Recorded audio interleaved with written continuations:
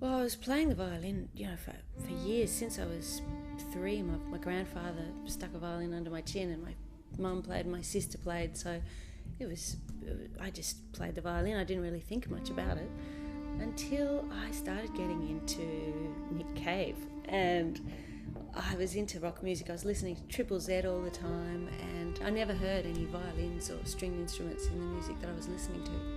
I'd ask my teacher, can we do something different? Can we learn something other than the usual Mozart, Bach, Corelli, Vivaldi? And she hadn't had much experience with playing anything other than classical music, so she didn't offer me any other alternative music. And apart from playing along with Michael Jackson to the radio, or playing along with whatever songs just by ear, I never had any opportunity to play any other music other than classical music.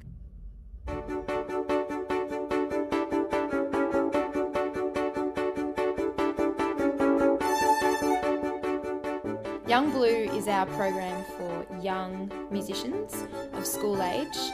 It's a program that we run in every town we go to, every venue we go to. We'll work with the young string players in the area. They'll learn a piece of music and perform it with us on stage that night. And they'll also take part in a workshop where we teach them a piece, they learn it from memory, and then they put choreography to it. So we inspire the kids to think about putting movement to the music, to move around the stage, to have fun with what they're playing. If they don't get every note, then it doesn't matter. It's just about enjoyment.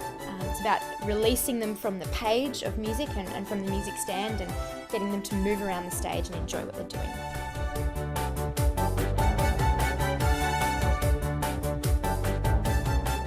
To be motivated to play the violin, you need to be giving students the music that they like listening to. So whenever I work with kids individually, I'm always quizzing them about what music they listen to, and that's where we start. That's the tunes we start on, and if that music isn't giving them enough opportunity to do technique, then we'll do a few exercises. But yeah, it's really important to play the music that you like to listen to.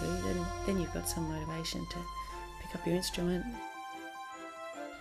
As a musician myself, I was classically trained from a very early age, and so I had never experienced performing as a musician from memory and moving around the stage until I joined DeepBlue. And I found immediately it was something that I loved, that I could combine the theatre involved with the music. In saying that, I know that I could not be where I am today if I didn't have a strong foundation in my technique and my classical training, but I have found that being released from the page has been something that I've really warmed to. I think had I done YoungBlue as a kid, probably would have had a broader approach to my musical life. A lot of people have a mental image of a violin being a classical instrument only, like there's no way of playing a string instrument without playing classical music, and I think it's great to change that. I think it's great for the kids to see that there's many ways that you could perform your pieces, not just play your violin. It shows them, the possibilities if they kept going with their music.